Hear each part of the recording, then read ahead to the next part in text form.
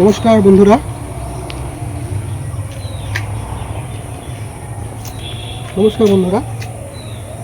এটা তো সবাই চেনেন। এই ফলটা, এটা হচ্ছে খেজুর। এটা কিন্তু কোনো বাইরের দেশের থেকে আনা খেজুর নয়, এটা আমাদের ওয়েস্ট বেঙ্গলেই চাষ হয়েছে এই খেজুরটা। তো তেহট্টার ডাক্তারবাবু আমাকে কটা পাঠিয়েছে, আর কিছু পাঠিয়েছিল, সেগুলো খাওয়া হয়ে গেছে। এই খেজুরটার দুটো ভ্যারাইটি আছে। এই ভ্যারাইটিটা একটু বড়, এটার নাম হচ্ছে মেরজুন খেজুর, আর এটা হচ্ছে আজুয়া খেজুর। এটা কিন্তু একদম প্রসেসিং করা নয়, এটা একদম গাছ থেকে পেরে আনা খেজুর। তো পশ্চিমবঙ্গের মাটিতেও এখন সুন্দর খেজুর হচ্ছে। এর কিন্তু পুষ্টিমূল্য অনেক। আমরা কোনোদিনও ভাবতেও পারিনি যে আমাদের পশ্চিমবঙ্গের মাটিতে আরবের মতন খেজুর হবে, সৌদি আরবের মতন।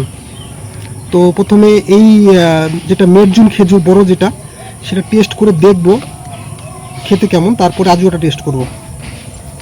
তবে প্রসেসিং করা খেজুর আর এই খেজুরের মধ্যে কিন্তু একটু পার্থক্য হবে।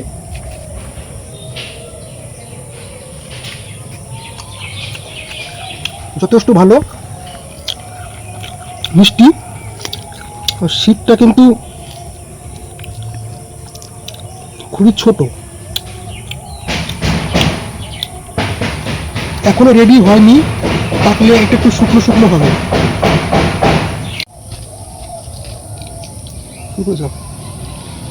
আর এটা হচ্ছে সে বিখ্যাত আজুয়া খেজুর, এটা পরে খাচ্ছি।